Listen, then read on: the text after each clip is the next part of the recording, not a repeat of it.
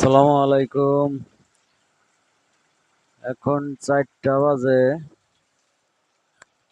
বাংলাদেশে প্রচুর পরিমাণে বৃষ্টি হতেছে। বাসায় রয়েছি, বাইরে যাওয়ার জন্য বের হলাম। চলে যাবো, বেশি সময় থাকবো না, দোকানে যেতে হবে। তাই বৃষ্টি দেখে যাচ্ছি না, বৃষ্টি থামলে চলে যাব। অনেক সুন্দর হচ্ছে বৃষ্টি, খুবই ভালো লাগতেছে বৃষ্টি দেখে। গরমে বাংলাদেশে থাকা যাচ্ছিল না, প্রচুর পরিমাণে গরম ছিল বাংলাদেশে।